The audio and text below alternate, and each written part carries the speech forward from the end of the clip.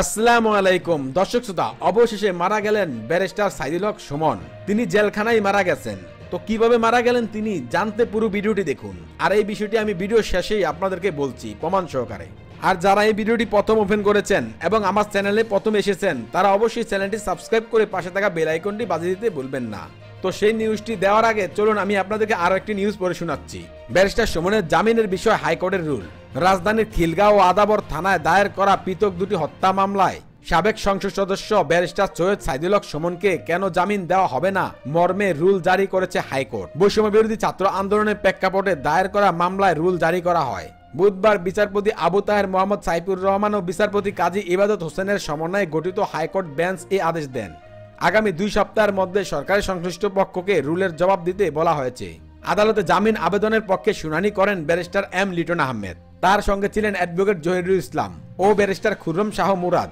এর আগে 2024 সালের 22 আগস্ট গার্মেন্টস কর্মী মোহাম্মদ রুবেল হত্যার ঘটনায় রাজধানীর মোহাম্মদপুরের আদাবর থানায় মামলা দায়ের করা হয়। নিহত রুবেলের পিতা রফিকুল ইসলাম এই হত্যা মামলা দায়ের করেন। এতে শেখ হাসিনা সহ আরো অনেককে আসামি করা হয়েছে। এর মধ্যে ব্যারিস্টার সুমন হচ্ছেন 29 নম্বর আসামি। মামলার এজারে উল্লেখ করা হয় 2024 সালের 5 আগস্ট আদাবর থানাধীন রিং রোডে এক প্রতিবাদ মিছিলে গুলিবিদ্ধ হন গার্মেন্টস কর্মী মোহাম্মদ রুবেল। পরবর্তীকালে তাকে গ্রিন রোড সেন্ট্রাল হসপিটালে নেওয়া হয়। পরে সেখানকার চিকিৎসকরা তাকে সোহরাওয়ার্দী হাসপাতালে রেফার করেন। সোহরাওয়ার্দী হাসপাতালে অপারেশন পরবর্তী আইসিইউ স্বল্পতায় সিটি কেয়ার জেনারেল হাসপাতাল অ্যান্ড ডায়াগনস্টিক সেন্টারের আইসিইউতে ভর্তি করা হয়। সেখানে চিকিৎসাধীন অবস্থায় গত 7 আগস্ট সকাল 10টায় মারা যান রুবেল। এছাড়াও খিলগাঁও থানার হত্যা মামলা সূত্রে জানা যায় বৈষম্য বিরোধী ছাত্র আন্দোলন চলাকালে 2024 সালের 19 জুলাই বিকাল 3টার দিকে খিলগাঁও থানার বনশ্রী এলাকায় পায়ে গুলিবিদ্ধ হন মিজানুর রহমান। পরে তাকে পঙ্গু হাসপাতালে নিয়ে যাওয়া হয়। সেখানে অতিরিক্ত রক্তক্ষরণে ওই দিন বিকাল 5:40 দিকে তিনি মারা যান। এই ঘটনায় নিহতের বাবা মোহাম্মদ কামাল হোসেন গত 2 সেপ্টেম্বর খিলগাঁও থানায় একটি হত্যা মামলা দায়ের করেন। এখন আপনাদেরকে জানাবো কিভাবে কারাগারের ভিতর ব্যারিস্টার সুমন মারা গেলেন। সম্প্রতি কারাগারে তার ঝুলন্ত লাশ উদ্ধার করা হয়েছে দাবিতে কারাগারে মর্মান্তিকভাবে ফাঁসিতে ঝুলছেন ব্যারিস্টার সুমন শীর্ষক শিরোনামে একটি তথ্য সামাজিক যোগাযোগ মাধ্যম ফেসবুকে প্রচার করা হয়েছে।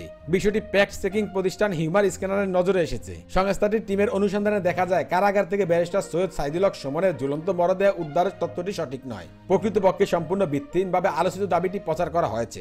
মিরপুর ও আদাবর থানায় জুলাই অভ্যুত্থানের সময় হওয়া দুটি হত্যার ঘটনায় করা মামলার প্রেক্ষিতে গত বছরের 21 অক্টোবর হবিগঞ্জ 4 আসনের সাবেক সংসদ সদস্য ব্যারিস্টার সৈয়দ সাইদুল হক সুমনকে গ্রেফতার করে মিরপুর মডেল থানা পুলিশ। পরে আন্দোলনের সময় বনশ্রীতে নিহত মুদি দোকানি মিজানুর রহমান হত্যা মামলায়ও তাকে গ্রেফতার দেখানো হয়। এসব মামলায় বর্তমানে তিনি কারাগারে রয়েছেন।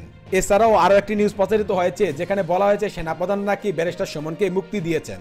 এটিও পর্যালোচনা করেছে হিউম্যান স্ক্যানার টিম। সেখানে দেখা গেছে যে এই বিষয়টি মিথ্যা বানোয়াট। তো ভিডিওটি এ পর্যন্তই। এই বিষয় নিয়ে যদি আপনাদের কোনো মতামত থাকে তাহলে অবশ্যই তা কমেন্ট করে জানাতে পারেন।